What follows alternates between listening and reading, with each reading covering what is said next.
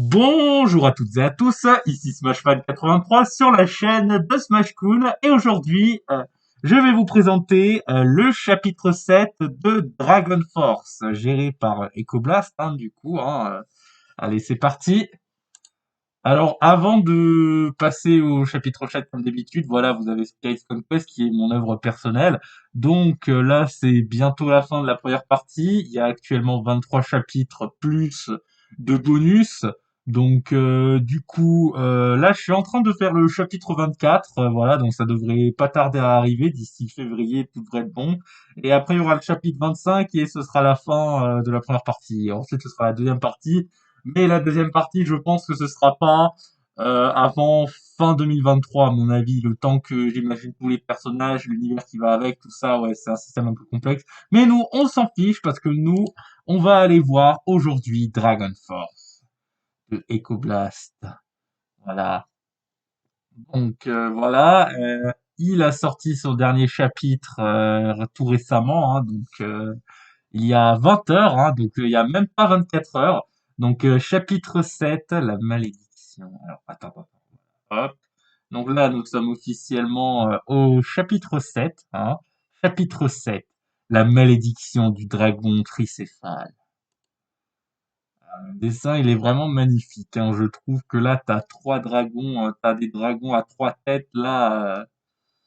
Ouais, tu sens que là, il y a Mélios qui se fait agripper, là. Là, je pense qu'il va moins rigoler, clairement. Allez, blague à part. Chapitre 7. La malédiction du dragon tricéphale. Et il y a combien de temps? Oh, 43 minutes. Bon, allez, c'est parti, on va se les faire, ces 43 minutes, Écoute, alors, une semaine entière passa et l'état de Mélios ne s'améliorait guère. Il empirait de jour en jour. Au commencement, il faisait de terribles cauchemars chaque nuit et il hurlait avec effroi en se réveillant. Aussi, il était persuadé que de multiples voix lui parlaient dans sa tête. Par exemple, il y avait eu cette soirée où Mélios et moi étions dans notre chambre en train d'essayer de dormir de notre côté, quand tout à coup, le sentit qu'il était devenu effrayé par quelque chose d'invisible. Après cela, il s'était levé de son lit avec les mains contre son crâne en criant «Fermez-la, sortez de ma tête!» Il y avait aussi eu des moments dans lesquels Mélios avait des comportements étranges, des comportements qui ne correspondaient pas à sa personnalité, comme sa gentillesse inespérée qui était apparue une semaine auparavant.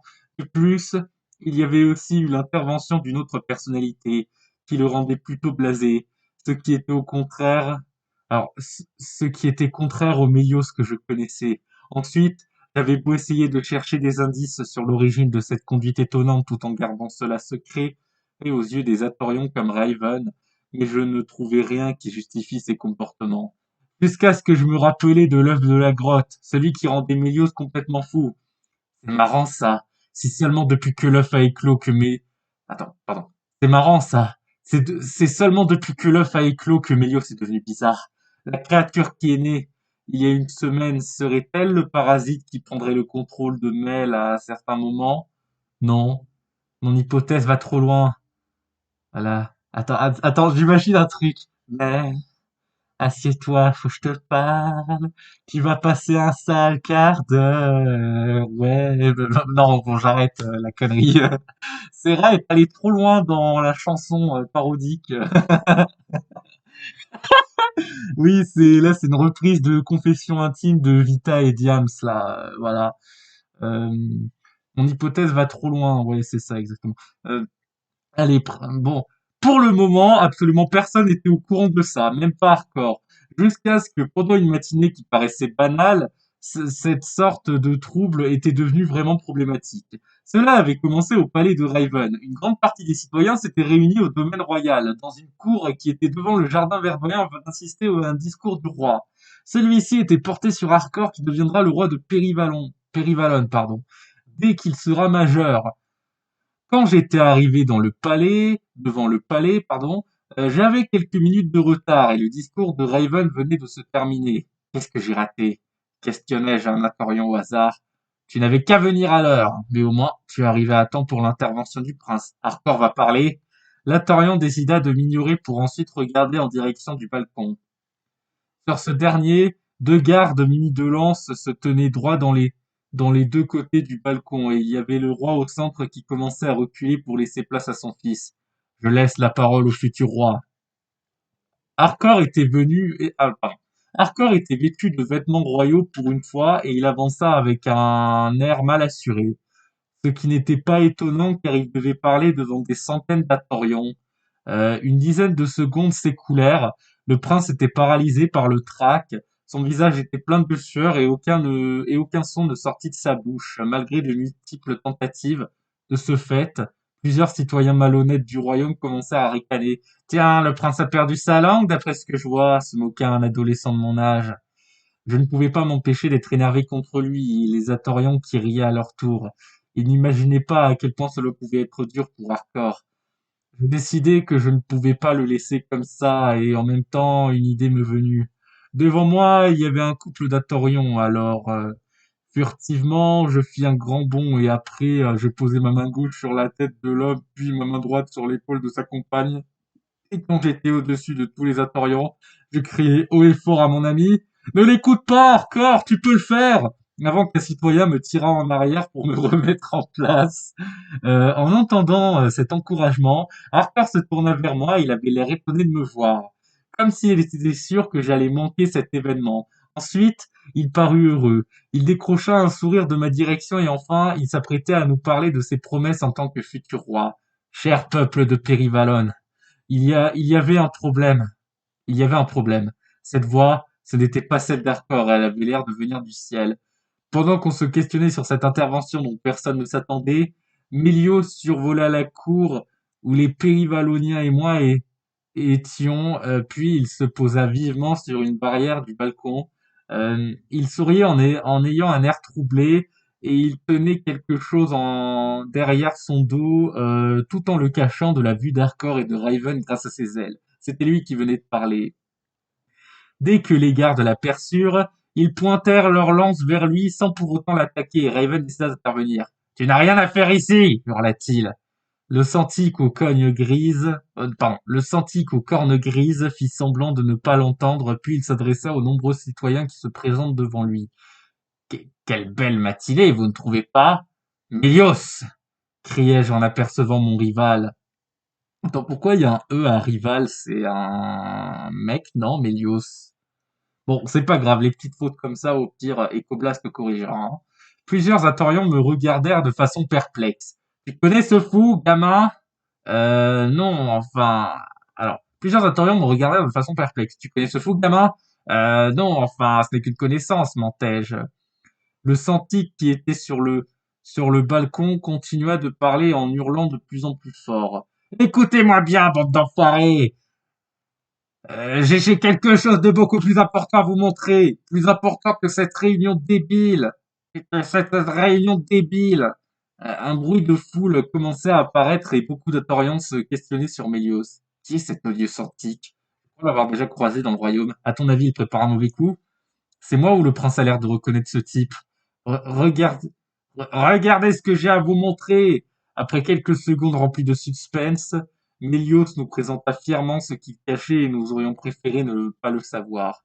Ce que le senti nous exposa était le cadavre d'un renard totalement ensanglanté qui avait l'abdomen ouvert, ce qui rendait ce pauvre animal méconnaissable. La plupart de ses organes pendaient sur plusieurs mètres et une goutte de sang coulait de sa triste carcasse toutes les quelques secondes sur la cour du palais. La manière dont il nous présentait cette bête me faisait penser à un chasseur. Vous avez vu? J'ai fait ça tout seul la veille. Évidemment, presque tous les citoyens eurent l'air de peur en apercevant ce pauvre renard. J'entendis des pleurs venant d'enfants et la Torione qui était devant moi s'évanouit, mais son mari la rattrapa. Également, mon ami Hardcore retourna dans le palais, trop apeuré par cette image qui était complètement compréhensible. Voilà. Ensuite, plusieurs voix lancèrent des propos négatifs envers Mélios. Meurtrier! Comment as-tu pu faire ça, pourriture? Espèce de monstre! N'en étant pas ravi, le senti que je reconnaissais plus devenu bouleversé malgré qu'il avait commis cet acte horrifique. C'est quoi votre problème? Je veux juste vous montrer ce que je sais faire. Le bruit de foule en colère augmenta en intensité tandis que les gardes Athorians qui étaient à côté de Mélios commencèrent à se rapprocher de lui pour l'arrêter. Raven leur fit signe de reculer et je compris qu'il voulait essayer de déchiffrer cette situation si particulière. Après quelques instants, le fou explosa de rage en menaçant. Vous savez quoi? Vous tuerez tous, qui que vous soyez! Vous allez tous crever un jour ou l'autre! Ouais, et je vais vous massacrer, vous verrez. Voilà, j'ai retenté le rire de Melio. Je sais pas s'il était aussi bien que la dernière fois. Hein? Peut-être que je le retenterai, on sait pas. Euh... ouais, c'est vrai que c'est un peu dur à faire. C'est vrai que j'ai pas l'habitude de faire des rires chelous comme ça, mais alors bref. Puis il se mit à rire en éclatant. Attends. Ouais, je sais plus faire Mélios. Non, c'est compliqué. C'est compliqué à faire le rire de Mélios. Je sais pas comment je pourrais réellement faire le rire de Mélios. Comme ça, plus ou moins. Ouais, allez, on va dire ça comme ça. Allez. Puis il se mit à rire en éclats jusqu'à ce que son rire s'arrête subitement. Puis l'expression de son visage changea et il parut calme. C'est, c'est moi qui ai dit toutes ces choses, s'interrogea lui-même. À partir de ce moment, plus personne ne dit le moindre mot et Mélios lâcha la pauvre chose qui tenait et elle atterrit en laissant sur le sol une large éclaboussure de sang 2 fois plus grande que l'animal. Qu'est-ce que je fais là? Puis brusquement, Mélios bascula en avant comme il devenait inconscient. Mais avant qu'il ne s'écrasait violemment sur la cour, un gardatorion qui était au niveau des citoyens le rattrapa et il s'envola pour le reposer à l'intérieur du palais en passant par le balcon. Au même moment, Raven s'adressa au peuple. Chers citoyens, je suis sincèrement navré pour ce qu'il s'est passé. Je vous promis que je réglerai ce problème et que ça n'arrivera plus. Et il s'en alla, suivi des gardes. Quand les Périvaloniens ne les voyaient plus, ils quittèrent également la cour avec des visages inquiets. Quant à moi, je me ruai en direction du palais car je voulais savoir ce qu'il se passait. Le seul moyen d'y entrer était de passer à travers une fenêtre qui était ouverte, mais malheureusement, celle-ci était à un étage au-dessus. Hardcore me fait escalader cette montagne. Monter un étage d'un bâtiment ne devrait pas être compliqué. Aussitôt, je m'approchais du mur de briques et je passais mes doigts entre les fentes pour grimper, ce qui pouvait paraître presque impossible. Mais en battant des ailes, j'escaladais le mur assez facilement et quand j'étais au rebord de la fenêtre, un garde m'interpella. Redescends d'ici, le Santique! Bien sûr, je l'ignorais, puis après quelques secondes, j'avais réussi à passer par la fenêtre. Au même moment, l'Atorion prit son envol, mais avant de m'atteindre, je refermerai vivement la double fenêtre au nez du garde pour ensuite verrouiller. Il tenta de réouvrir la fenêtre, mais malgré de gros efforts, il n'arriva pas, il n'arriva pas et le voir comme ça m'amusait. Et si je lui faisais un doigt d'honneur, juste pour voir la tête qu'il fera. Mais avant de faire ce geste risqué, je tournai la tête de gauche à droite, puis je découvris que j'étais dans un des longs couloirs du palais, et à ma droite, il y avait Raven, qui était en train d'inspecter le corps presque sans vie de Mélios. Derrière eux, j'aperçus Hardcore recroquevillé sur lui-même car il était traumatisé par ce moment. Curieux, je me rapprochai de l'enfant jusqu'à ce que Réveil m'aperçût. Encore toi? Qu'est-ce qui arrive à Mélios, votre majesté? Qu'est-ce qui arrive à Mélios, votre majesté? Ça, je l'ignore. Pour inspecter son état plus en détail, Raven retourna le corps du Santique pour le mettre sur le ventre et nous fîmes une affreuse découverte. Autour de ses ailes se longeaient d'étranges veines noirâtres qui se rejoignaient au niveau de ses épaules.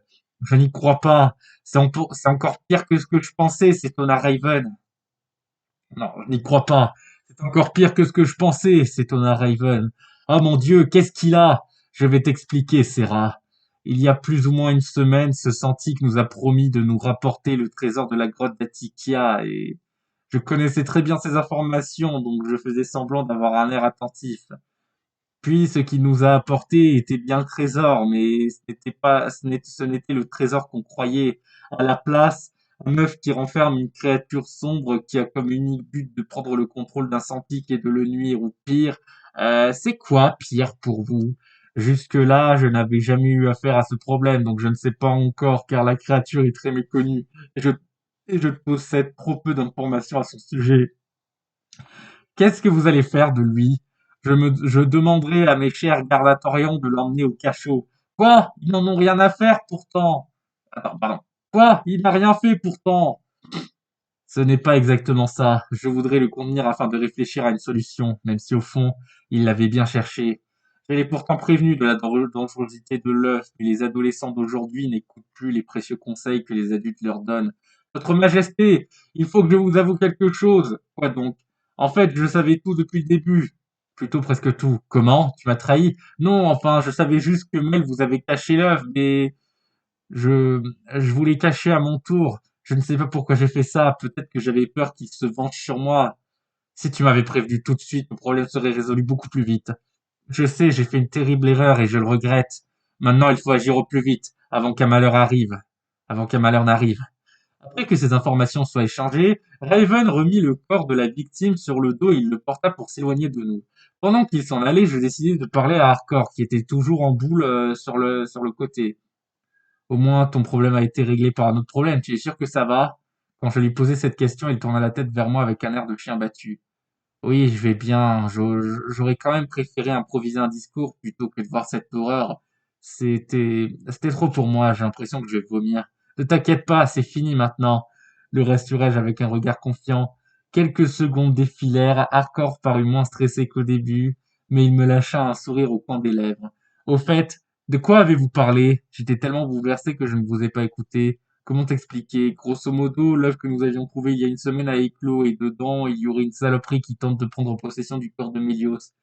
Prendre possession, tu dis? Ça explique bien des choses. Oui, et ça fait froid dans le dos. Quand j'y pense, la créature a dû se procurer le corps de Mélios pendant qu'il dormait. Au passage, où est-il passé? Ton père est en train de l'emmener dans un cachot. Tu pourrais m'y accompagner?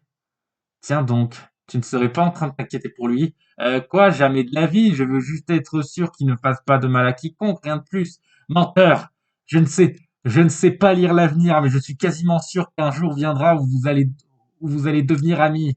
Je t'en prie, arrête avec ça et emmène-moi là-bas. Nous ne discutions pas, nous ne discutions pas plus et je suivais la direction d'Arcor. Le cachot était dans un lieu souterrain, donc à une vingtaine de mètres au-dessus du palais de Sa Majesté. On commença d'abord par se diriger vers le côté opposé du vaste bâtiment, jusqu'à arriver dans un escalier en spirale descendant qui se situait à un angle du palais. C'est ici. Il ne reste qu'à descendre cet escalier et tu y es. Ne t'en fais pas, cet endroit n'est pas aussi isolé que la grotte d'Atikia. Je l'espère, Hardcore. En tout cas, je te remercie de m'y avoir accompagné. Hardcore me salua, plus je franchissais cet escalier. Plus je descendais, plus l'obscurité dominait, malgré la faible lumière venant des torches qui se longeaient sur ma droite. Quand enfin, après l'avoir descendu plusieurs dizaines de mètres, j'arrivai à l'étage dans lequel étaient disposées les cellules. Mais avant de m'aventurer aveuglément dans ce cachot dans le but de retrouver Mélios, je décidai de demander mon chemin à un gardien à Torion, qui était à ma gauche. Mais avant d'avoir eu le temps de lui demander de l'aide, il bloqua mon chemin à l'aide d'une arme d'ast à double tranchant avant de me répliquer. Attends, cet endroit n'est pas fait pour les gamins. Quoi, je ne suis pas un gamin, je recherche simplement quelqu'un. Pourquoi donc? Il n'y a que des fous ici. Justement, je suis à la recherche d'un en particulier. Ensuite, je m'étais mis à décrire l'apparence physique de Mélios et le gardien me répondit. Je vois, Sa Majesté vient de l'emmener ici il y a quelques minutes. Mais le roi a dû partir du cachot pour une autre sortie. Cependant, je ne pourrai pas t'accompagner à la cellule de ce Santique. Il faut que je reste à mon poste. Fais attention. D'accord. Merci quand même. Aussitôt, la Torian libéra mon chemin et je progressai dans ce cachot souterrain. La plupart des cellules étaient vides, donc très peu de gardiens avaient croisé mon chemin. Malgré cela, je passais devant plusieurs criminels et d'autres condamnés à mort. J'avais également trouvé enfermé le malade mental qui avait tenté de voler mon épée une semaine auparavant et il m'avait reconnu immédiatement. Oh, c'est toi? Viens par là que je t'étrangle, enfant de putain! Tu m'écoutes, sale petit connard? J'essayais de l'ignorer, malgré que j'étais ravi du fait qu'il avait payé de ses actes. Quelques minutes s'écoulèrent, je cherchais avec acharnement la cellule de Mélios quand enfin, en me rapprochant de l'extrémité de ce cachot, j'avais réussi à le trouver. Il était de dos et assis, il était éloigné des barreaux en forme de quadrillage, et il était aussi fixe qu'une statue. Douteux, je lui demandai, tu es bien Mélios Wirven. Alors, je sais pas comment on prononce le nom de famille de Mélios. Mélios Wirven. War. Warven, Wyvern, Melios Wyvern, Vern. Ouais, tu es bien, Melios Wyvern. Serra, tu te rappelles de mon nom de famille? Comment je peux l'oublier? Le maudit se leva lentement et commença à se rapprocher des barreaux. Raven m'a tout raconté. Je suis l'hôte d'un parasite. Il laissa passer quelque chose de silence, s'attendant à ce que je parle. J'ai l'habitude de te détester, mais ce que tu as, ça a l'air vraiment grave. Évidemment que ça a l'air grave, mais j'ai une idée pour régler ça. Tu as ton épée avec toi, je suppose. Jamais je ne la quitte. Parfait. Ensuite, Mélios passa son bras entier à travers les barreaux de la cellule avant de m'ordonner: tranche-moi les artères. Je sais que tu meurs d'envie de faire ça. Je reculai de surprise en entendant cela. Il est vrai que je n'appréciais pas Mélios, mais j'en avais jamais eu l'intention de le tuer quand une chance se présentait. Jamais eu l'intention de le tuer quand une chance se présentait. Quoi? Mais non! Tu te moques de moi? J'ai toujours été une ordure envers toi, et puis quand tu as enfin la chance d'en finir avec moi, tu m'épargnes. Oui, car ce n'est pas une bonne solution, crois-moi. Ah, tu m'énerves tellement. Bien sûr que c'est une bonne solution. Et puis cette chose qui est en moi me fait souffrir. Merde! Le ton de Mélios devenu peu à peu triste et pitoyable. Depuis une semaine, je fais les cauchemars les plus. Alors le ton de Mélios devenu peu à peu triste et pitoyable. Ah, depuis une semaine, je fais des cauchemars de plus en plus horribles et que tu puisses imaginer. Mais à chaque fois, je me fais poursuivre par une espèce de dragon de guerrier à trois têtes. Je me suis déjà fait empaler, démembrer, décapiter, pelé, déchiqueté, mutilé, tailladé, dépecé, écrabouillé, brûlé vif, dévoré vivant. Et la liste est encore longue. Pour en rajouter, je deviens fou à cause de ces voix qui me hantent. Et puis, je suis sûr que je reste encore, que si je reste encore en vie, bah, je vais finir par faire du mal à mes proches. Enfin, l'unique membre de ma famille qui me reste. Si je perds ma petite sœur, je n'ai plus rien. Donc, ah bon, à quoi bon continuer de vivre? Tu m'expliques, Sarah? Ah, tu m'expliques? Ok, bon, j'arrête les trucs avec Mélios.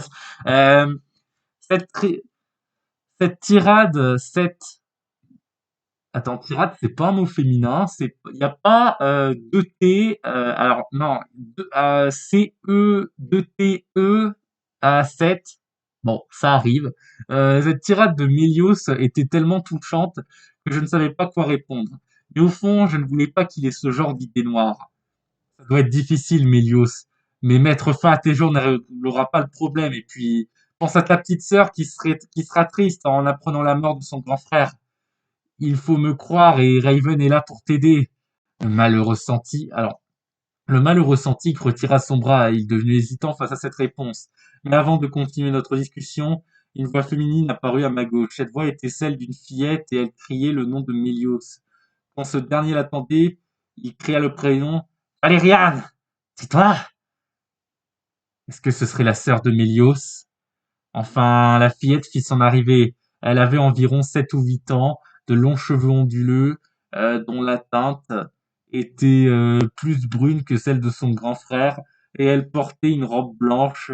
En tant que Santique, elle avait une paire d'ailes qui étaient de la même couleur que celle de Mélios, et deux minuscules cornes lui poussaient sur le front. Également, quelques magnifiques fleurs étaient accrochées à ses cheveux, juste derrière une de ses cornes, et elle tenait entre ses mains une peluche qui représentait un petit dragon orange. Aussitôt que Mélios l'apercevait, il devenait immédiatement souriant. La gamine se rua vers les barreaux et Mélios enroula son unique bras autour d'elle pour lui faire un câlin. Valériane! Ah, je suis tellement heureux de te revoir. Malgré que la jeune Santique était ravie de revoir son frère, elle lui reprocha de sa voix aiguë: pourquoi tu as fait toutes ces choses pas gentilles? Ce n'est pas moi qui ai fait ces choses. Qui c'est alors? En fait, j'ai l'impression d'être l'esclave d'une voix inconnue qui sont dans ma tête. Il y a des méchants bonhommes dans ta tête? Oui, c'est incompréhensible. Oui, c'est incompréhensible. Ils me demandent de commettre des actes horribles, comme celui de tout à l'heure. J'ai beau lutter, mais ils prennent possession de mon corps. Mais au fond, tout ça, c'est de ma faute. Je n'aurais jamais dû garder cet œuf de... enfin, je veux dire, cet œuf à la noix, quoi. Voilà, la noix, l'œuf qui pue. Prout. Prout. Prout. Bon, ok, j'ai pas réussi à faire rire ma petite sœur, mais c'est pas grave. Voilà, on s'en fiche. Euh, oh non, qu'est-ce que je peux faire? Eh bien, pour moi, je n'en sais rien, mais un conseil ne... Ah non, qu'est-ce que tu peux faire? Eh bien, pour moi, je n'en sais rien, mais un conseil, ne t'approche pas de moi, j'ai peur de te faire du mal. Pour la première fois, je voyais Mélios sangloter, mais sa petite sœur essayait de le rassurer. Tu ne racontes que des bêtises, jamais tu ne me ferais de mal, tu es mon grand frère. Ah, ça me touche, Red. Quand j'y pense, je suis désolé de ne pas avoir été le grand frère parfait que tu voulais que je sois. C'est vrai que tu peux être un peu agressif par moment, mais je t'aime comme tu es. Oh, c'est gentil, Valériane. Viens, Mel, je te prête Dragonou, s'exclama la jeune fille en parlant de sa peluche. Ah bon? En quel honneur! Tu ne te sentiras plus jamais seul avec lui. Mélios prit calmement la peluche et il souria à sa petite sœur bien-aimée avant de lui dire merci, j'en prendrai soin. Tu es vraiment la meilleure sœur qu'un Santique puisse avoir. Ensuite, ils continuèrent de discuter, mais je décidai de partir pour les laisser entre eux. J'empruntai alors le même chemin que j'avais pris pour retrouver Mélios, donc je passai devant la cellule du Santique fou, mais par chance, il s'était tu. Je, je croisais également le chemin du gardien à Torion. Du coup, alors je croisais également le chemin du gardien à Torion de l'entrée qui, cette fois-ci, était en train de dormir sur place en s'appuyant sur son arme. Il dort? Bon, à force de devoir rester immobile des heures durant, c'est compréhensible. Puis, après avoir remonté l'escalier en spirale, j'ai été en dehors du cachot. Ensuite, je m'empressai de quitter le palais royal de Raven. Malheureusement, je n'avais plus aucun objectif, donc je me dirigeais vers le centre de Périvalon, là où la concentration d'Atorion était la plus grande, car j'étais curieux de savoir dans quel état étaient les citoyens peu de temps après le drame qui avait lieu pendant la réunion. Mais ce que je trouvais était encore plus étonnant. En une dizaine de minutes, j'arrivais dans un large quartier dans lequel plusieurs dizaines d'Atorions étaient regroupés en cercle et ils regardaient vers le centre.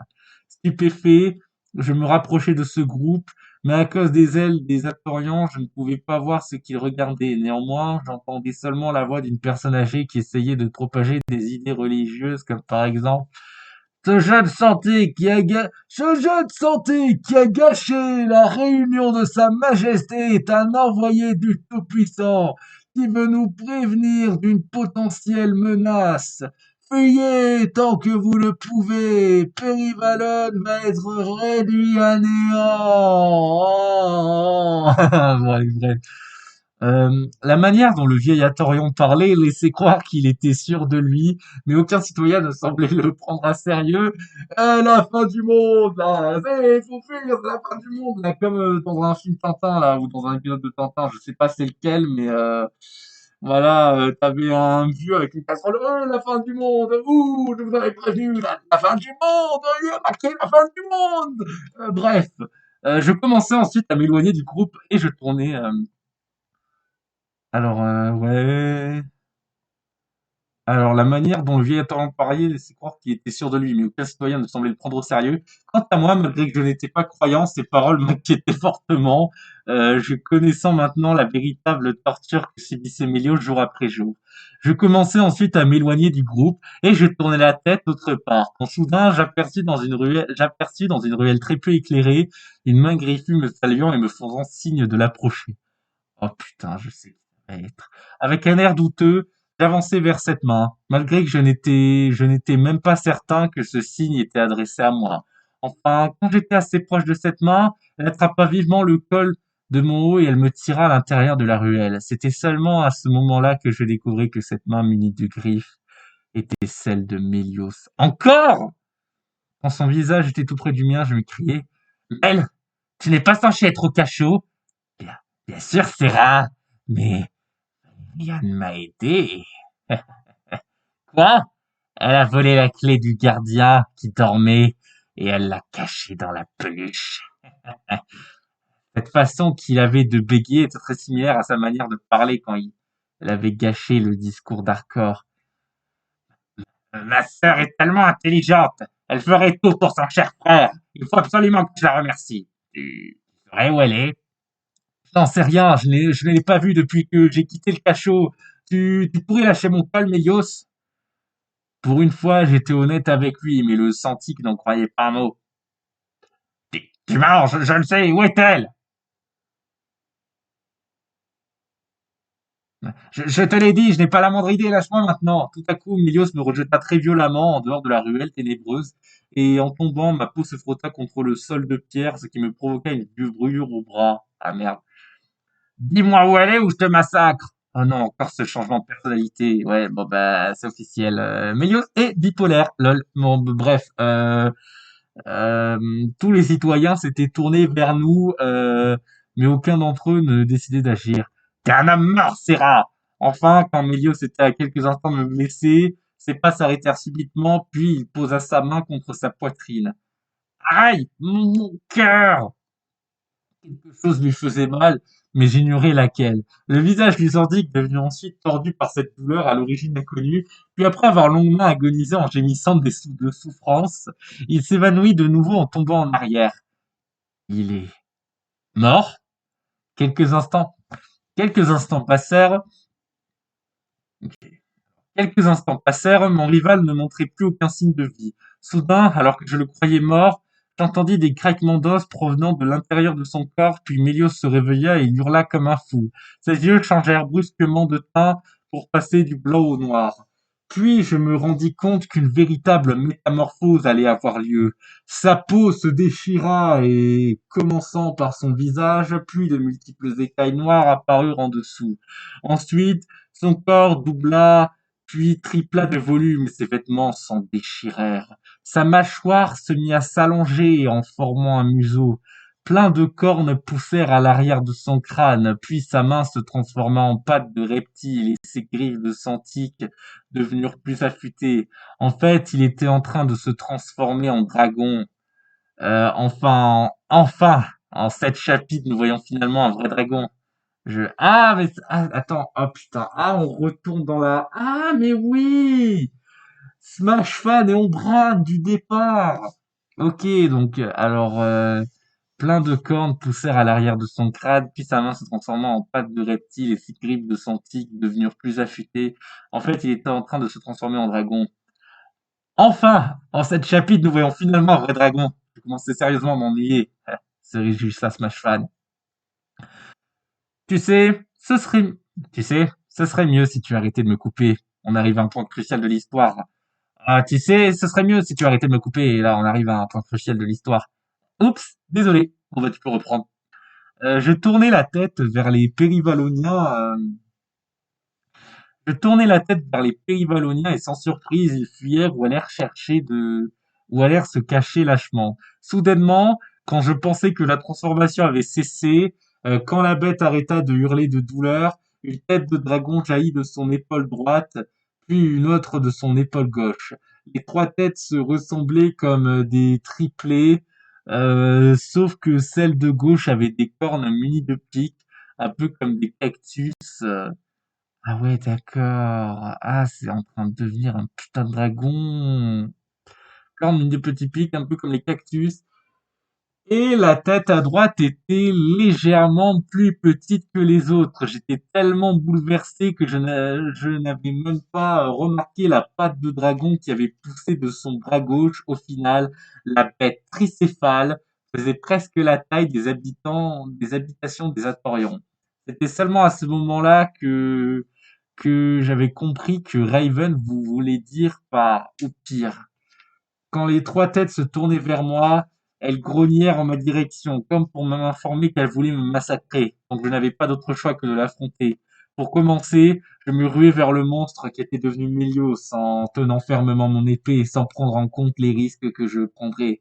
Mais la tête centrale ouvrit sa large gueule, puis les étincelles virevoltantes apparurent au fond de sa gorge, jusqu'à ce que la tête crachât un immense jet de flamme vers moi. Heureusement, à part la chaleur ardente, j'avais réussi à esquiver ce feu en décalant vers un côté, puis je me rapprochai furtivement de la tête dominante. Quand j'étais assez proche de cette dernière, je lui fis subir un coup d'épée au niveau de ses babines. De cette attaque, le monstre recula, puis la tête qui était à ma gauche n'avait pas apprécié que je fasse du mal à son frère. Alors elle se rapprocha de moi furtivement, en ouvrant la mâchoire, probablement dans le but de me mordre, et en même temps, la tête qui était à ma droite était à quelques instants de cracher des flammes comme il l'avait fait à la tête centrale. Mais par miracle, Hardcore fit son intervention et muni de son arme fétiche, il tira une flèche dans l'œil de la tête gauche quand elle était sur le point de me croquer. Quant à la tête droite, elle annula son attaque de feu et donc les trois têtes devant moi, se tournèrent vers mon ami Atorian. Il portait toujours sa tenue de prince et il était debout sur une habitation, son arme à la main. Mes chères salutations, Serra. Bien qu'il se mettait souvent en danger pour moi, je ne pouvais pas m'empêcher de sourire en le voyant. Il était mon meilleur ami, après tout. Hardcore commença à braquer une autre flèche qui, cette fois, était en direction de la tête centrale, mais par malchance, quand il tira, la flèche frappa une des nombreuses cornes. Puis le gigantesque monstre ne prêta plus attention à moi, et la tête du milieu qui contrôlait puis le gigantesque monde ne prêta plus attention à moi, et la tête du milieu qui contrôlait le corps décida d'aller attaquer le prince. Ne t'en fais pas, je vais m'occuper d'eux, cria ce dernier. Euh... Attends, est-ce que j'avais lu la phrase d'en haut? Oui, c'est bon. Ne t'en fais pas, je m'occupe d'eux, cria le dernier. La créature quadrupède se mit à deux pattes et commença à s'envoler, tout comme Hardcore. Puis les trois têtes crachèrent leurs flammes de façon rythmée vers lui. Heureusement, l'Atorion parvenu à éviter chacun des jets enflammés. Ensuite, ils montèrent encore en latitude, et moi qui ne savais pas survoler ne pouvais rien faire, sauf assister à ce spectacle frissonnant. Pendant la majorité du temps, Hardcore ne faisait que de tirer des flèches une par une vers la créature jusqu'à ce que par malheur son étui rouge foncé soit vide. Ah merde. Malgré que la plupart des flèches étaient plantées sur le corps du dragon, le monstre avait toujours les renforts, mais il profita de cet avantage pour se ruer en direction du jeune Atorion. Alors mon ami se mit à paniquer, il décida de redescendre vers la terre ferme et au même moment, des dizaines de gardes Atorions se rapprochèrent du monstre pour en finir avec lui. Mais malheureusement, leur assaut n'était pas efficace pour le vaincre et quelques-uns en perdirent même la vie dû à de violents coups de griffes, de cornes, de, alors, certains perdirent même la vie dû à de violents coups de griffes, des cornes et de crachats enflammés, et les corps défunts des soldats s'écrasèrent sur leur toit des domiciles. Pendant ce bain de sang, Hardcore se posa sur le sol rocheux et se dirigea vers moi. Il avait l'air essoufflé, contrairement à son adversaire qui était trop occupé à exterminer les pauvres Atorions. Hardcore, ça va? M'inquiétai-je. Il était tellement essoufflé qu'il prit quelques secondes pour me répondre. Oui, je tiens encore. Tu devrais battre en retraite. Quoi? Après tous les efforts que j'ai fournis, nous ne terminons pas cet échange que la créature atterrit dans le grand quartier de Périvalone sans qu'on ne s'y attendait. Aussitôt au sol, la tête centrale du dragon tricéphale posa un regard sur nous avant de recracher de vives flammes vers moi et mon ami pour une énième fois. On arriva à l'éviter de quelques centimètres en se jetant vers des côtes opposées, mais de ce fait, nous étions de nouveau séparés, puis le monstre gigantesque en profita pour me donner un puissant coup de patte pour m'éloigner encore plus d'Hardcore, et mon corps se cogna contre un mur d'une habitation à l'ombre de ce qui le fissura. Non, ce qui le fissura. Adossé contre le mur et mal en point, j'avais juste assez d'énergie pour lever la tête vers le dragon. Malheureusement, je n'avais pas le temps de récupérer mes forces qui étaient sur le point d'en finir avec moi. C'est à ce moment-là que le désespoir me rongea. Mes trois adversaires étaient à quelques mètres de moi. Hardcore m'appela par mon prénom, mais j'étais trop intimidé et faible pour me tourner vers lui. Pour son attaque finale, toutes les têtes décidèrent de déclencher leur souffle enflammé. Elles commencèrent par ouvrir leur gueule, puis de la lumière rougeâtre apparut au fond de leur gorge. Avant de voir leurs flammes géantes se projeter vers moi, je fermai les yeux, attendant ma douloureuse mort. Après quelques secondes, les trois têtes de dragon crachèrent leurs flammes à l'unisson. Cette fois-ci, c'est vraiment la fin. À l'instant, alors que je croyais que j'allais voir ma vie, souvent ennuyante, défiler devant mes yeux, puis que je me réveillerais dans l'au-delà, tout ce que je ressentais était une chaleur difficilement supportable, étrangement pas la moindre flamme ne caressait ma peau. Troublé, j'ouvris mes deux yeux un par un, puis ce que je découvris était encore plus effroyable que ce que j'avais imaginé. En face de moi, il y avait Hardcore avec ses ailes déployées qui utilisait son corps comme bouclier afin de me protéger du brésier. Ses ailes étaient en train de noircir par le feu qui consumait une grande partie de ses plumes, et je pouvais comprendre la douleur qu'il ressentait par ses cris déchirants et son visage marquant son martyre. J'espérais que ce triple jet de flamme s'arrête le plus vite possible, car les secondes que je passais à ce moment-là, une dizaine au total, étaient les plus longues de ma vie. Enfin, quand cette attaque enflammée cessait, le corps de mon ami se renversa et se chuta vers un côté. Quant aux trois têtes de dragon, elles ne firent plus aucune action pendant de longs instants, afin de reprendre leur souffle. Je profitais de ce laps de temps pour me recueillir auprès de mon ami affaibli. Après avoir lâché mon épée, je tentai d'abord de le réveiller en criant son prénom plusieurs fois, mais il paraissait mourant. Arthur, reste avec moi! Pourquoi tu as fait ça? Toujours aucune réponse de sa part, même si au fond, rien ne, rien ne, rien ne pouvait qu'il avait, rien ne prouvait qu'il avait quitté ce monde. Alors je persévérais. Allez, Arc, ne meurs pas! Tu es mon seul ami! Ah, c'est marrant, Arc, parce qu'il utilise un arc, c'est Hardcore. Bon, allez, bref, blague à part.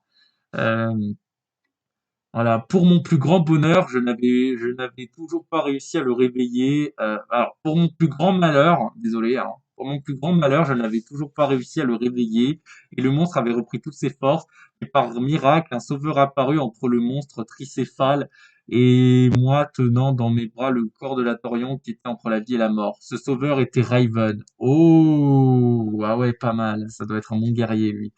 Une épée dorée qui était accrochée à sa ceinture et il était accompagné de quelques guerriers.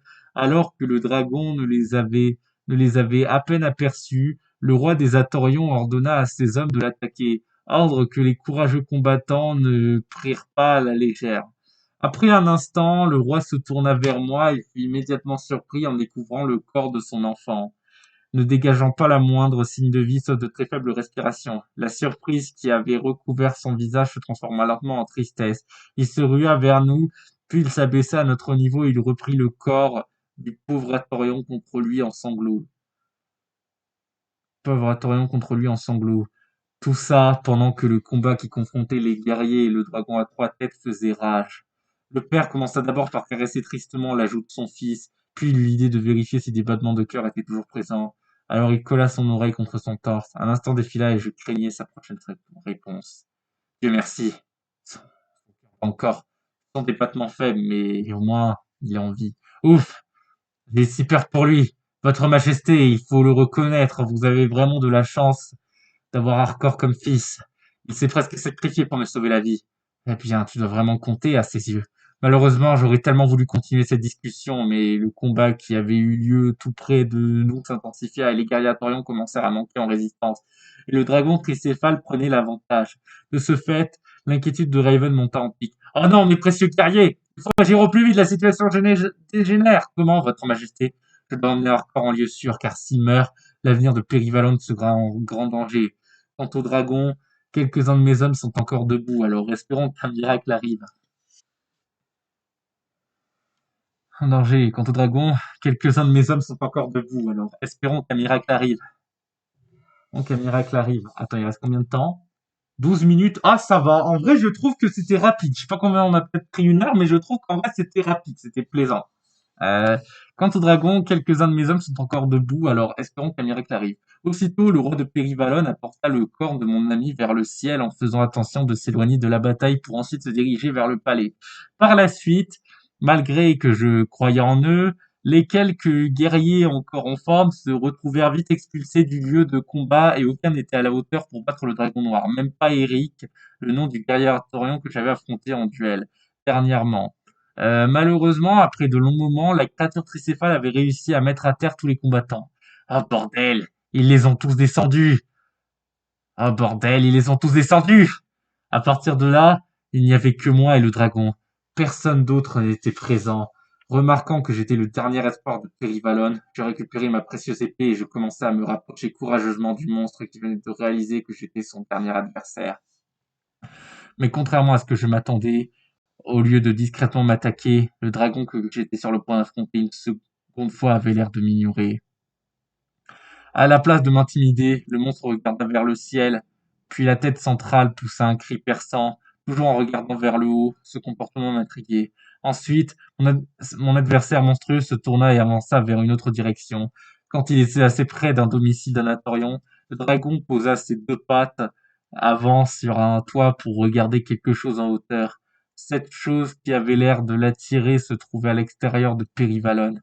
Après, les trois têtes hurlèrent une nouvelle fois jusqu'à commencer à grimper sur cette habitation, et avant que la créature n'y parvienne, je me ruai vers elle pour ensuite m'agripper à sa jambe gauche musclée. Je ne pouvais pas laisser ce qui était devenu Mélios s'en aller. J'avais à peine pris le temps de bien m'accrocher que le J'avais à peine pris le temps de bien m'accrocher que le dragon commença à battre des ailes, et après un enchaînement de battements, il prit son envol. Mais l'animal fantastique était tellement préoccupé par cette chose qu'il attirait comme un amant qu'aucune des têtes ne firent attention à moi. Je n'avais aucune idée du trajet que le dragon prenait. Tout d'abord, nous quittâmes le royaume de Périvalone.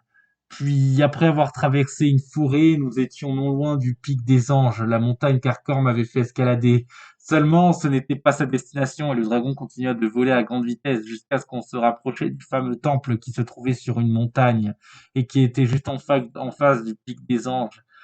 Le temple en question ressemblait, le temple en question ressemblait un temple. Ah bon, il y a le A avec l'accent grave qui a été oublié entre ressembler à un temple grec. Alors, le temple en question ressemblait à un temple grec, mais il était partiellement détruit et deux statues de dragons étaient disposées sur les deux côtes. Mais il était partiellement détruit et deux statues de dragons étaient disposées sur les deux côtes de l'édifice. En se rapprochant de plus près, je découvris deux personnes situées presque à l'extrémité du temple. La première personne était grande, l'autre presque deux fois plus petite. Enfin, après que le dragon tricéphale ait tourné en rond une fois autour du bâtiment détruit, il atterrit brusquement sur ses quatre pattes et je sautai de sa jambe pour ensuite me faufiler entre des colonnes du temple. Caché, j'observais ces deux individus et ce fut le choc. La petite personne était la sœur de Mélios qui était sous l'emprise de l'homme qui avait tué mon père. Ah, putain, ça y est, les choses sérieuses commencent. Ok, c'est presque la fin, mais là, je sens que putain, ça va être vraiment sérieux. Voilà. Caché, j'observais ces deux individus et ce fut le choc. La petite personne était la sœur de Mélios qui était sous l'emprise de l'homme qui avait tué mon père. L'innocente tentait en permanence de s'échapper en pleurant, mais le mauvais lui tenait le bras. Ah ouais, d'accord. Non, mais le mauvais lui tenait le bras. Lâchez-moi, vous me faites mal. Tais-toi et admire un peu la magnifique créature qui est devenue ton grand frère. C'est Mélios. Ses yeux verts émeraude, ses écailles noires tranchantes, son impulsivité, comment cette majestueuse bête ne pourrait pas être Mélios? Alors, attends, non, excuse-moi. Ses yeux verts émeraude, ses écailles noires tranchantes, son impulsivité, comment cette majestueuse bête ne pourrait pas être Mélios? J'avais du mal à y croire. Je venais juste de retrouver le destructeur du village de Sémoraï une semaine après l'avoir perdu de vue. Oui, je me rappelle l'avoir croisé le jour où mes chers Noxacano ont tué.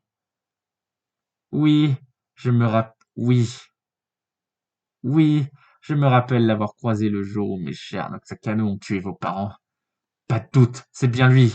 Je vais le faire payer pour tout ce qu'il a fait au Santique.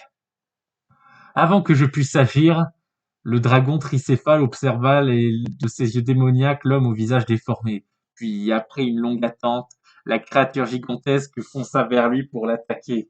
Mais quelques secondes avant que le monstre ne parvienne à le massacrer, l'individu lâcha le bras de la fillette qui courut à toute vitesse, non loin, avant que le monstre ne parvienne à le massacrer. L'individu lâcha le bras de la fillette qui courut à toute vitesse. Ah, putain, ouais. C'est sérieux. Bon, allez. Courage, c'est presque la fin. Voilà, on a lu la plus grosse partie. Il nous reste combien de temps? Ah, 8 minutes, c'est ridicule. Avant que je puisse agir, le dragon tricéphale observa de ses yeux démoniaques l'homme au visage déformé. Puis, après une longue attente, la créature gigantesque fonça vers lui pour l'attaquer. Mais quelques secondes avant que le monstre ne parvienne à le massacrer, l'individu lâcha le bras de la fillette qui courut à toute vitesse loin de lui. Puis ce dernier projeta sa main devant la bête comme pour attraper une chose invisible. Puis par magie, le dragon à trois têtes se stoppa brusquement car son esprit, ou plutôt leurs esprits, avaient l'air menacés par une force surnaturelle. Bien, vous êtes à moi maintenant. Maître créateur bis? Non, je rigole. Attends une seconde. Cette enflure peut contrôler les dragons? C'est donc ce pouvoir qui attirait autant le monstre que Mélios est devenu? Je décidai enfin de me montrer et l'agresseur écarquilla les yeux en me voyant, mais il tenta de garder son calme. Ne serait-ce donc pas l'humain aux yeux hétérochromes que j'ai inventé une semaine auparavant? Au passage, comment tu as pu survivre? Information, je n'ai jamais été un humain. Je vois ça, mais cette fois, je ne te ferai pas de cadeau. Ensuite, l'homme regarda la tête centrale du dragon, puis les deux autres avec beaucoup d'attention jusqu'à s'adresser à eux. Maintenant que vous êtes sous mon contrôle, ma sacrée antique. Aussitôt, cet ordre entendu, le corps imposant du dragon bondit afin de se tourner vers ma personne. Leur regard était encore plus effrayant à l'instant où l'homme mystique faisait émaner son pouvoir hypnotisant sur le monstre qui, manipulé comme une marionnette, obéissait à ses ordres. Après, les têtes me poussèrent un grand cri simultanément avant que je commençais à fuir. La seule issue de ce lieu était un escalier en pierre descendant autour de la montagne. Alors je me dépêchai de m'y rendre, mais avant de l'atteindre, deux des trois têtes de dragon crachèrent leurs flammes devant moi, m'empêchant de sortir d'ici. La bête fit un autre bond et elle atterrit devant moi. Retenu prisonnier, mon épée était mon seul moyen de défense. Alors je l'inclinai diagonalement devant moi pour sa prochaine attaque. La tête centrale avança brusquement en ma direction pour me mordre. Heureusement, je l'évitais très peu et la tête n'avait réussi qu'à arracher un bout de tissu de mon haut. J'ai une idée. Si je m'en prends à ce type qui contrôle les esprits des dragons, peut-être que son pouvoir cessera. Immédiatement, je décidai de tenter ma chance quand je vis l'affreux observer toujours ce combat ardent. Par malheur, alors que je courais vers lui, l'immense dragon que j'avais mis de côté pour m'attaquer à celui qui le possédait me donna un violent coup de corne pour me propulser vers ma gauche, et j'atterris tout près d'une colonne de pierre. Je cherchais à me relever, mais toutes mes actions et tous mes efforts m'avaient épuisé. Alors que j'haletais, la créature commençait à se rapprocher de moi jusqu'à ce que je découvris Valériane sortir de sa cachette pour se mettre devant moi avec un air confiant. Valériane, qu'est-ce que tu fais? C'est trop dangereux! Laissez-moi faire, je dois parler à mon grand frère. Mais tu vois bien que ce n'est plus ton frère. La fillette ignora mon opposition et regarda affectueusement la tête centrale par la suite. Elle tenta de s'adresser à son frère. Si tu es vraiment Mélios, ne lui fais pas de mal. Le dragon commença à grogner. Écoute ma voix, Le dragon commença à grogner. Écoute ma voix, grand frère, c'est moi, Valériane. Bon sang, qu'est-ce qu'elle pense faire? Ça ne va jamais marcher. Malgré que le monstre essayait tant bien que mal de l'intimider, la jeune fille se rapprocha encore plus près de la tête centrale du dragon tricéphale qui s'abaissa à sa hauteur toujours en grognant.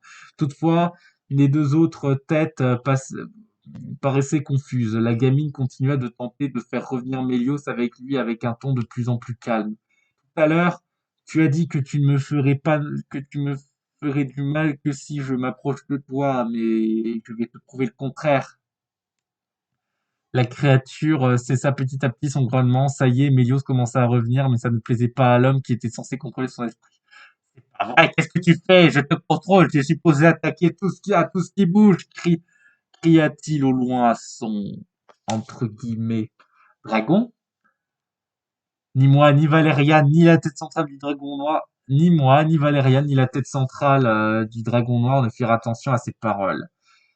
Quand elle était très proche de la fillette, la tête cornue remua sa truffe, puis la jeune fille aux cheveux onduleux posa sa main sur la tête centrale qui peu à peu commença à reconnaître Valériane. C'est à ce moment-là que je venais de me rappeler que, avant que Mélios ne se transforme, il voulait à tout prix retrouver sa petite sœur.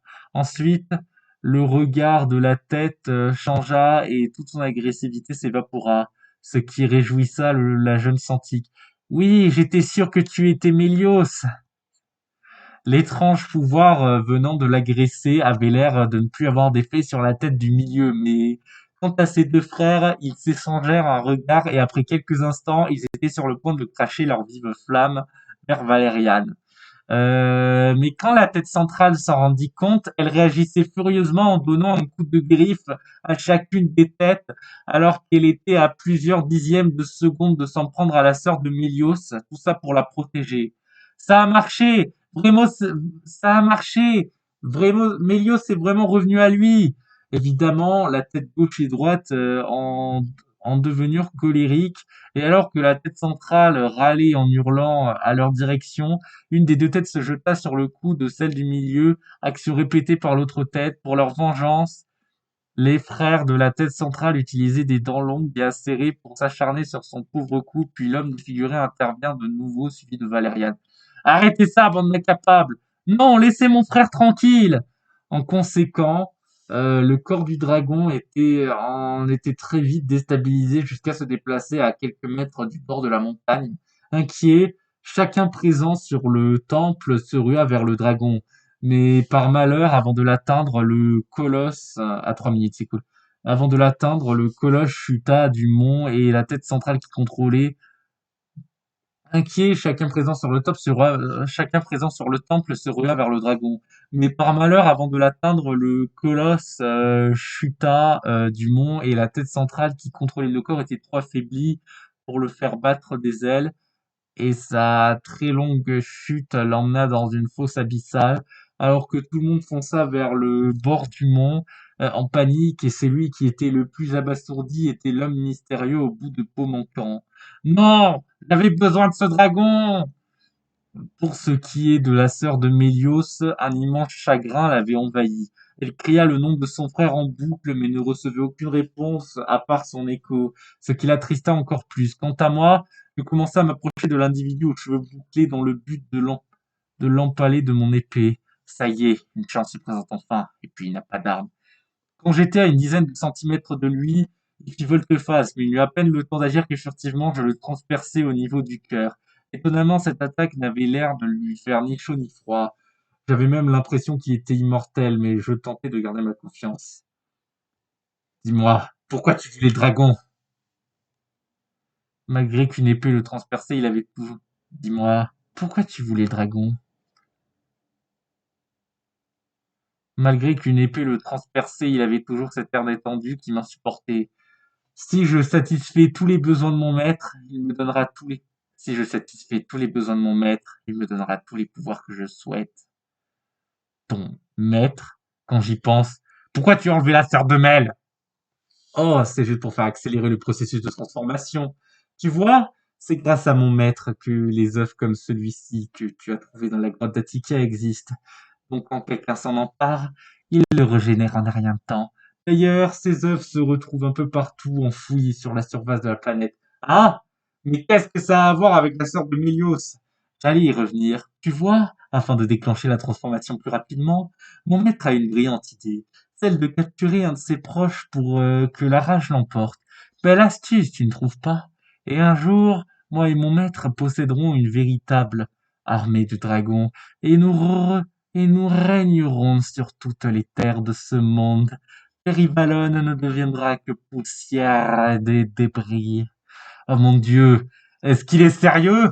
Croyant à une fourberie, je continuai de le questionner.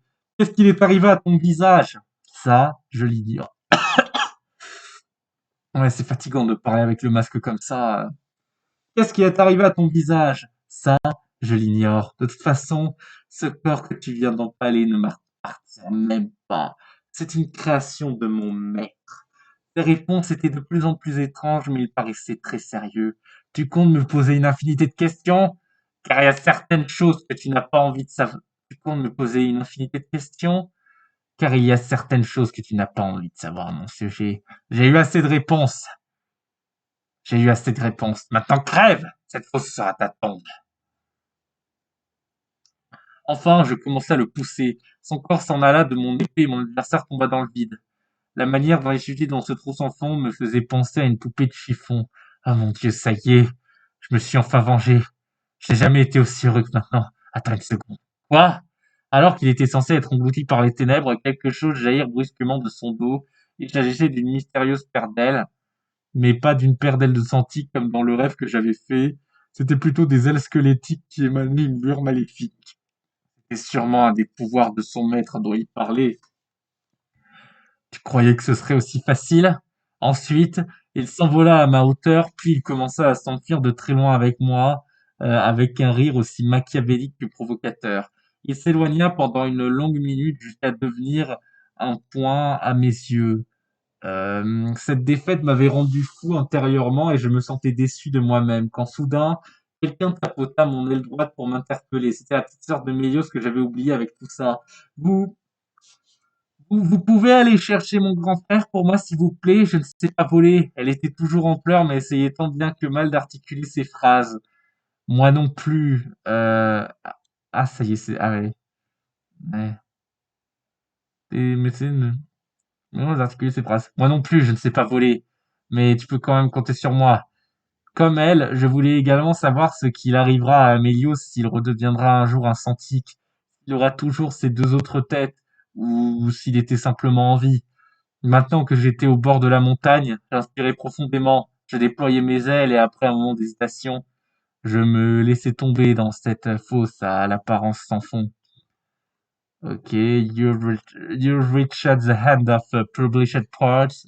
Dernière mise à jour il y a 7 heures. Add this story to your library to get notified about new parts. C'est fait. Hein, it's clear.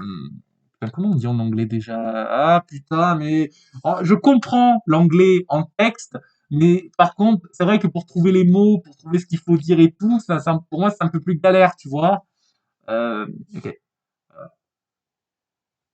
Voilà, it's clear. Voilà, c'est bon. Clear. Right, je sais pas. Bon, voilà, voilà. Bon, bah, on va mettre, comme d'habitude, un vote. Voilà. Et on va mettre un petit commentaire. Non, on va pas mettre de commentaire. Je pense peut-être qu'à la fin, on mettra un commentaire, mais là, j'en ai pas spécialement envie. Voilà, voilà.